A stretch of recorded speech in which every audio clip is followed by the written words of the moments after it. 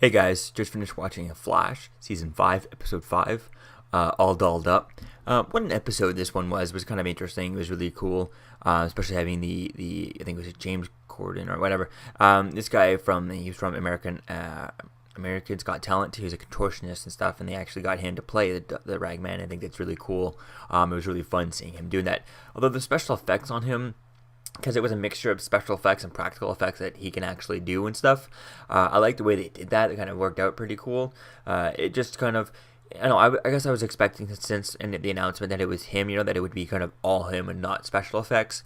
But then, the things that they wanted him to do and stuff is like he couldn't really do all of it. So it's a good mixture of both him and special effects. It's just you could easily tell when it was special effects and when it was him type thing. There's a bit of a, like that kind of CGI in here, that you could tell when it was, CGI and him doing stuff. But all in all, it was kind of cool, and it was kind of the way they blended both special effects and CGI.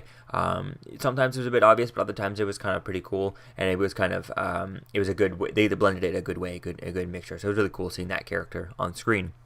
We start off the episode, we get Nora's kind of still mad at Iris and stuff, still frustrated at future Iris and focusing on the future version of her, not getting to know, current Iris type thing, and I think that's really cool. And throughout the episode, she later on does start to learn him. We see that Cisco vibes and starts finding stuff for Caitlin's father. He vibes stuff, and they end up going to different locations throughout the episode. He's trying to vibe her, and we find out that Caitlin's father, he knew about Killer Frost from the early age, and I think that was kind of obvious that, in this episode they make it seem like it's a whole new, like, oh my god, her father knew about Killer Frost the whole time. And if I'm not mistaken, when we go back to last season, when she had that flashback to when Cisco vibed her as a child last season, getting hurt on the bicycle and turning into Killer Frost, her father was there when she was riding the bike. In that flashback, we saw that he was there, so he would have known about Killer Frost back then. Now, I'm not sure if this discovery means that he knew about Killer Frost before that moment, before that bicycle accident, where she fell over on her bike type thing, and, Killer Frost came out. I think that's really going to be cool to see, as to kind of where things kind of go with that. We see that every time that Vibe ends up, Cisco vibes and stuff, he ends up kind of bleeding more from his hands and stuff, and he gets kind of, injured and stuff. We get a Gotham reference here, and I'm not mistaken, there was a Gotham reference in an episode of Arrow, so I guess this is obviously kind of building up more and more references as we get closer to the crossover. I think that's really cool, setting that up. So it's really going to be cool to see as to where things kind of go with all that. I guess Gotham now exists in. I'm not sure if this is the first time that we've had a Gotham reference. Like we had one in Supergirl, we had one, over on Arrow and stuff. So I think this is. Obviously had a while back on Arrow, last season, I think, is when Oliver said that it was real. Oliver was Green Arrow, and he's like, oh, could have been anyone, and they kind of photoshopped Oliver's face onto Green Arrow, right? It was like it could have been Bruce Wayne's face, right? So I think it's gonna be cool to see as to kind of where things go with that. And does the Ruby Rose Batwoman, is she gonna be from Earth 1, like with Flash and Arrow? I think that would be the really cool way to do it, and I would love to see her version of Batwoman on the same Earth, so that whenever she gets her own show, whenever we have the crossover to stuff, she can come over, or the little episodes. When you have small episodes, you could have her supporting cast kind of go over. It would be cool to see Cisco go over to Gotham, or Diggle go over to Gotham, or different things like that. Black Siren going over to Gotham, and vice versa, to see as to whoever her supporting cast will be, have them kind of jumping over. They just walk over just because it's a neighboring city, or maybe not neighboring city, maybe it's a little bit more than that. It's not as close, not right next door, like Central City is to Star City, but if they're still in the same Earth, it doesn't matter. They can take a train. They can just kind of run over. They can really just take a small flight over would be kind of cool. If it was a really fast thing, so that they can have different little crossovers throughout the episode, throughout the seasons. And I think the little crossovers are the ones that I really like. Obviously the big ones are really fun and all that stuff, but I realize how much time and how impractical they are to do as often, whereas the little crossovers was just having Diggle gone, or just having Cisco, or little things like that, which is one character goes over. It's a lot more easier to do, and you just you're not adding an extra episode to their schedule if you have like the main character, but you're adding, you can just say, oh, I'm going to Central City for this week, he's not in this episode, he'll be in that episode of Flash, right? So I think I kind of like where things could go with that.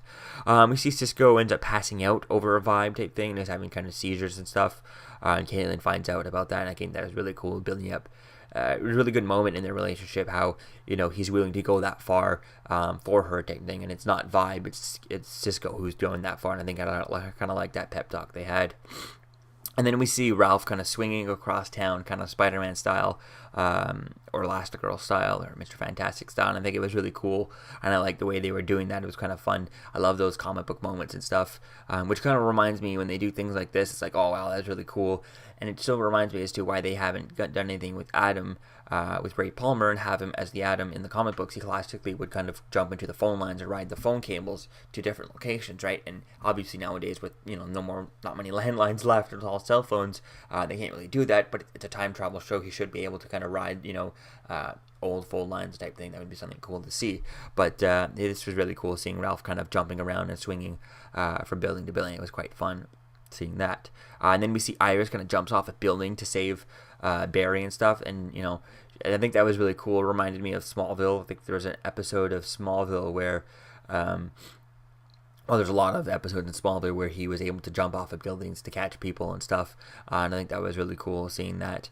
And it was just a cool moment. At first I kind of thought like it was a cool moment, at the same time it's a bit like over, like it was like, really, it's a bit much, but it was still a cool moment on its own, right? So it was kind of a bit of a both way. I kind of feel 50-50 on it, whether or not it was kind of, ooh, that doesn't make sense, a bit cheesy, really, you're gonna do that, pushing the boundaries, right? But then again, it's a show about a super speedster, right? So who knows? So it's kind of okay. It was kind of fun, a good moment, and I like how it was the moment that kind of Nora saw it, and that kind of changed her opinion on her. That was the moment that kind of set everything off, and I kind of like that for this episode. We see Cisco sets up some new satellites, where he ends up taking some old DeVoe's old satellites. And I find it weird about the whole satellite thing. They don't have any satellites to do anything throughout this whole episode or this whole season. And why don't they just kind of borrow satellites from other places, like Felicity does? Why does Felicity? Is it okay for Felicity to kind of just steal some satellites and use them to do whatever? And then they can't just steal some satellites, use it, and then put them back, type thing. I don't know. I guess, but now they have their own satellites to keep running and keep doing some stuff. So I think that's really cool. And then Caitlin says at the end of the episode she doesn't want to find her father, or when Cisco says that he's, they can find her father now, she's like, not yet. I think that could be an interesting idea to play with that. I just hope that they play with that from now on until we get that. Every time, just be like, we need to deal with that and have that. Because I feel like they're just going to have her like, oh, she's not ready. And then we're not going to get any reference to that. We're not going to see her deal with that issue in the next episode. We're not going to see her deal with it for like a couple of episodes until like the mid-season final or something. And then it'll just come back up out of nowhere. And I think that's really going to be the annoying part for me, is just kind of as to why they need to if she's going to be dealing with some issues that she doesn't want to meet her father because they're so close to it, she doesn't want to just hit that button to say let's find him and make it a real thing so she could deal with her issues and have to deal with her issues right away. I think we need to see throughout these episodes maybe different people. Maybe one episode we see one person's perspective from that argument.